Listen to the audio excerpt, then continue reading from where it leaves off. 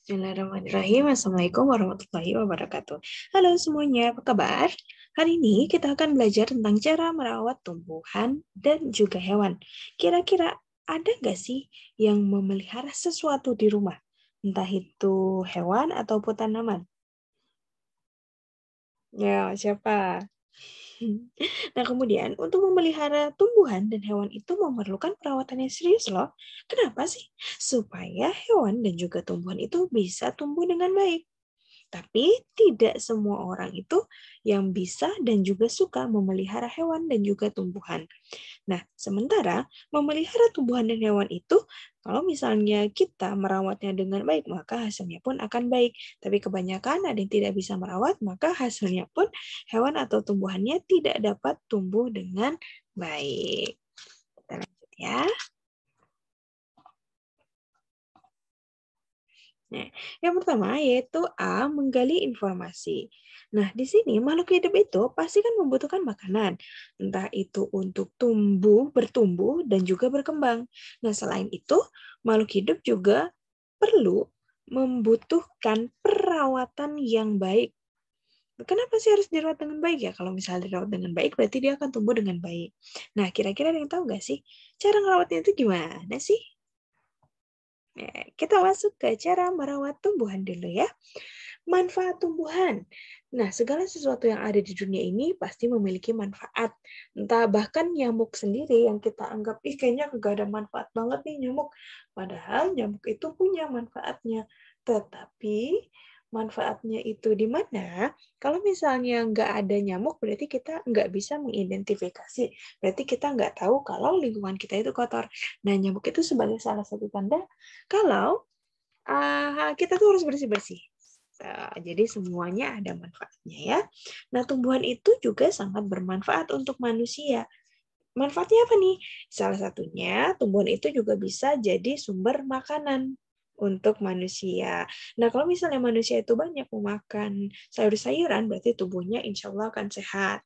Dan kemudian tumbuhan itu juga bisa menjadi bahan bangunan atau bahan baku. Nah, contohnya kayak misalnya pohon-pohon yang besar, itu kan suka ditebangin. Nah, kayu-kayunya itu bisa dijadikan meja, kemudian dijadikan kursi, banyak ya, jadi papan tulis juga bisa. Nah, kemudian tumbuhan juga kalau misalnya kita rawat dengan baik, maka dia pun akan tumbuh dengan baik, kemudian dia akan membawakan udara yang segar. Ketika kita hirup, itu akan menjadi kesehatan untuk kitanya. Nah, makanya kita juga harus merawat tumbuhan. Kalau kita merawat tumbuhan, berarti tumbuhannya pun akan merawat kita. Jadi kita sama-sama saling merawat. Kalau misalnya kita berlaku yang tidak baik sama tumbuhan, misalnya kita tebang pohon sembarangan gitu, sampai menyebabkan hutan itu gundul, maka apa yang akan dibalas oleh tumbuhan? Maka terjadilah banjir. Jadi semuanya harus saling bekerja sama untuk sama-sama menjaga kesehatannya. Manusia menjaga kesehatannya, tanaman juga menjaga pertumbuhannya. Kita masuk ke satu, yaitu cara merawat tumbuhan. Nah, pertama adalah menyiram tanaman. Kenapa harus disiram nih? Nah, air itu sebenarnya ada sumber yang paling penting, yang sangat dibutuhkan oleh makhluk hidup. Bahkan beberapa penelitian itu bilang, kalau misalnya kita nggak makan, kita bisa bertahan sampai 7 hari. Tapi kalau misalnya kita nggak minum, itu 3 hari pun kita udah nggak sanggup lagi gitu bertahan. Maka air itu adalah sumber yang paling bisa menyambung kehidupan makhluk hidup, entah itu manusia ataupun tumbuhan. Nah, jadi makanya semua makhluk hidup ini membutuhkan air. Nah, kalau misalnya kekurangan air gimana? Maka nanti kalau misalnya tanaman berarti dia akan layu, kering, dan nanti endingnya akan mati. Kemudian kalau misalnya manusia pasti dia akan lemas, kemudian misalnya bisa jadi pucat, kemudian nanti manusia akan dehidrasi, kemudian mati. Tuh. Kemudian, tumbuhan juga bisa mendapatkan air itu melalui hujan. Kalau misalnya tumbuhan menyiram sendiri kan nggak bisa. Jadi tumbuhan yang tidak begitu dirawat oleh manusia, kayak misalnya hutan kan nggak mungkin ya di kita siramin satu-satu pohonnya. Biasanya mereka akan mengandalkan air hujan. Namun, kan di Indonesia sendiri dia punya 2 musim kan, ada musim hujan sama musim kemarau. Nah, ketika musim kemarau, kebutuhan air itu akan berkurang. karena jarang hujan. Tuh, nah, kemudian langkah pertama gimana nih untuk memastikannya? Berarti kita, kalau misalnya kita punya tanaman, berarti kita harus menyirami tanaman itu. Dan kalau misalnya kayak di hutan, mereka nggak dapat air, biasanya mereka udah ada kayak cara penyimpanan airnya di dalam tanah, atau nanti akarnya itu akan sampai ke titik di mana air itu berada di dalam bawah tanah itu. Nah, kemudian untuk menyirami tanaman itu, kita juga harus menyiramnya secara teratur. Misalnya kalau tanaman yang kita punya pagi sama sore hari. Tapi juga ada beberapa tanaman yang perlu disiram 2 kali, ada tanaman yang hanya butuh sekali. Tapi tergantung, ada juga sebulan sekali. Tergantungnya dari setiap tanamannya. Kemudian yang kedua adalah memberi pupuk. Nah, pupuk di sini macam-macam nih. Ada pupuk kompos. Pupuk kompos biasanya itu dari daun-daun kering. Nah, kalau dulu, orang dulu itu kalau misalnya mereka punya tanaman, mereka akan menggali lubang di samping pohon tersebut. Nanti kayak misalnya makanan yang gampang basi, kemudian dedaunan, itu akan ditaruh di lubang tersebut. Ketika lubang tersebut udah penuh, maka akan dikubur. Nah, nanti itu akan menjadi pupuknya. Karena banyak hewan yang akan datang ke situ, jadi makan hama-hama yang ada di pohon. Kemudian pupuk kandang. Nah, pupuk kandang ini pupuk dari kotoran hewan. Tapi nggak semuanya hewan ya. Yang Luis tahu biasanya hanya hewan-hewan yang makan daun atau hewan yang herbivora, misalnya kayak pupuk dari sapi, kan sapi makannya daun ya. Nah, itu juga bisa dijadikan pupuk kandang. Kemudian kalau kimia organik, di sini ada percampuran yang organik sama yang kimiawi. Jadi nggak asli gitu kan, nggak langsung dari alam. Kan kalau misalnya kompos itu udah benar-benar dari alam, kalau kandang langsung kan dari hewan tanpa ada perlu proses kimia. Nah, kemudian untuk pemberian pupuk ini juga tergantung dari tanamannya. Jadi nggak semua tanaman bisa setiap hari harus dikasih pupuk. Nggak. Samis biasanya seminggu sekali atau sebulan sekali itu harus dikasih pupuk supaya dia itu subur. Yang ketiga, yaitu melakukan pemotongan atau pemangkasan. Gunanya untuk apa nih? Untuk beberapa tumbuhan, kita juga harus melakukan pemotongan sama pemangkasan. Kenapa? Biar tumbuhnya itu dengan baik. Jadi apa nih yang perlu kita pangkas atau kita potong? Yaitu batang sama daun yang udah tua. Kenapa harus dipotong? Karena biar nanti daun-daun muda itu bisa tumbuh dengan sempurna. Nah, sama contohnya itu kayak kalau kita misalnya punya pohon mawar, kalau kita ingin dia cepat tumbuh bunganya, biasanya kita harus sering-sering motong daunnya. Jadi nanti apa ya namanya, kayak sumber makanan yang dia dapat itu nggak larinya ke daun, tapi langsung untuk kayak mendorong dia untuk bunganya itu lebih cepat tumbuh. Jadi karena kan ketika kayak makan dia kan bagi-bagi makanannya ya, misalnya ke batang, ke daun gitu. Kalau misalnya makanan yang nggak nyampe untuk bunga, berarti kan bunganya nggak akan tumbuh. Kemudian pemberantasan hama dan juga gulma. Nah, hama sama gulma ini adalah pengganggu untuk tumbuhan.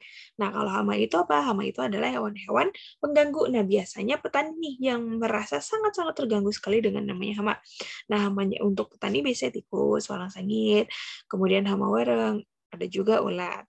Tapi beberapa untuk tanaman yang kita pelihara, yang kita apa ya, kita tumbuh kembangin itu juga sangat rentan dengan yang namanya si hama ini. Karena hama ini bisa mematikan pohon atau bisa juga pohonnya kita itu nggak tumbuh dengan subur. Nah, kemudian gulma. Gulma ini adalah tumbuhan pengganggu yang hidup di sekitar tanaman. Bisa itu rumput atau semak-semak. Pokoknya kalau misalnya di pot, itu ada tumbuhan yang lain yang tumbuh bukan tanaman yang kita tanam itu namanya adalah si gulma. Jadi kita harus cepat-cepat cabut. Gitu.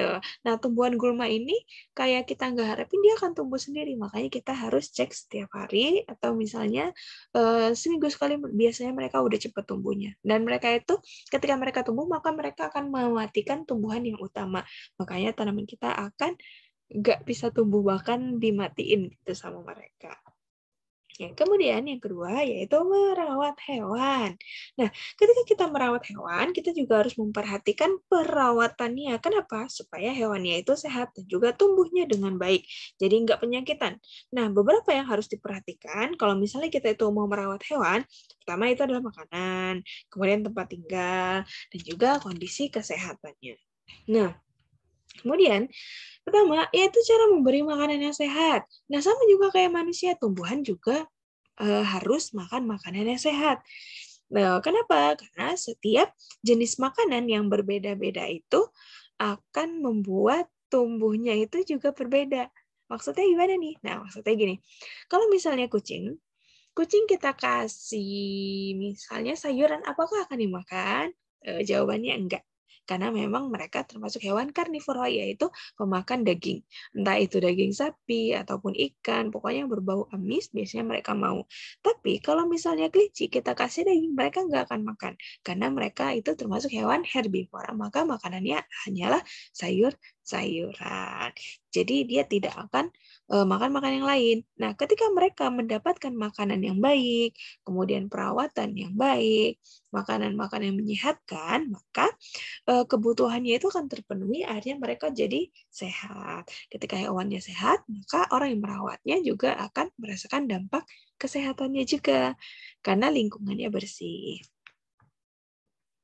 Kemudian bagaimana menjaga kebersihan dan kesehatan? Nah, untuk menjaga kebersihan sama kesehatan, caranya itu kita harus mandiin. Kalau misalnya hewan itu ada dalam rumah, berarti kita mandiin juga at least itu seminggu sekali.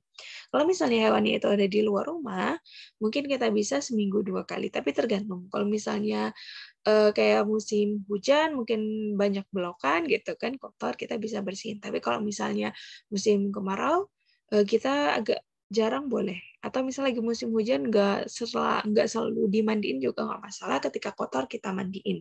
Itu yang paling penting. Kemudian memeriksa kesehatan hewan. Kalau misalnya hewannya ini kayaknya udah agak lemes nih, berarti kita bawa ke dokter. Karena kita nggak tahu mereka itu sakitnya di bagian apa, jadi harus mendapat penanganan yang secepatnya dan tepat. Kemudian kalau misalnya kayak kucing, kemudian monyet, kelinci, biasanya mereka akan ada vaksin. Ada vaksin yang namanya juga rabies. Jadi vaksinnya itu tergantung ya. Kemudian tempat tinggalnya juga harus kita bersihkan. Kemudian membuat kandang dan menjaga kebersihannya. Kenapa? Karena hewan itu butuh tempat khusus. Walaupun mereka tinggal satu rumah dengan kita juga harus tetap punya kandang. Misalnya, kalau misalnya ada tamu, kan takutnya dia kabur atau mengganggu, maka kita bisa kandangin. Nah, jadi sesuai dengan tempatnya. Kemudian juga kita harus menjaga kebersihannya. Kalau misalnya kandangnya itu bersih, berarti hewannya itu akan sehat, lingkungan kita pun juga sehat, jadi sama-sama menyehatkan. Tapi kalau misalnya rumahnya kita bersih, tapi kandang dari hewan kita itu kotor, itu akan jadi penyakit juga. Akhirnya membawa penyakit untuk seluruh keluarga yang ada di rumah. Kemudian menyajikan hasil wawancara dari cara-cara perawatan tumbuhan dan juga hewan. Nah, informasi tentang merawat tumbuhan ataupun hewan kita dapat memperolehnya kalau misalnya kita melakukan sebuah wawancara. Wawancara itu apa? Wawancara itu artinya mengumpulkan informasi dengan mengajukan pertanyaan kepada narasumber. Jadi bisa tanya sama jawab. Nanti pewawancara nanya, nanti dijawab oleh si narasumber. Narasumber itu apa? Orang yang tahu banget, orang yang ahli banget, orang yang memberikan informasi. Kemudian setelah kita mendapatkan informasi, maka kita bisa menyusunnya ke pertanyaan terkait dengan topik. Artinya, kalau misalnya kita udah dapat jawabannya, kita susun tuh informasi-informasi yang kita dapat menjadi sebuah teks. Kemudian cara melakukan wawancara gimana? Pertama, kita harus tahu dulu tema yang mau kita bahas.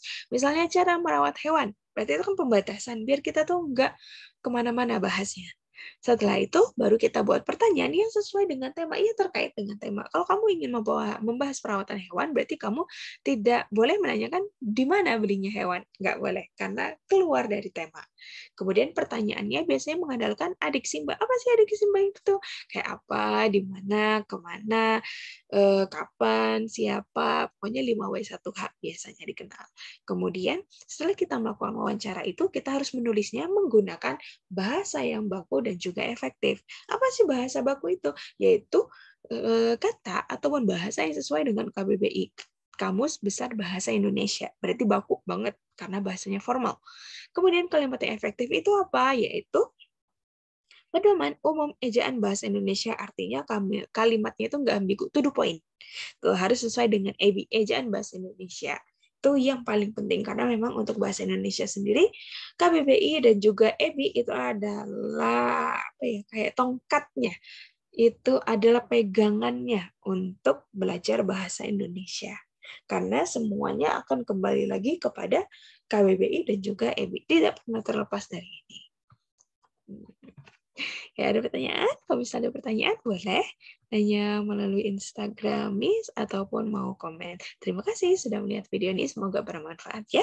Assalamualaikum warahmatullahi wabarakatuh.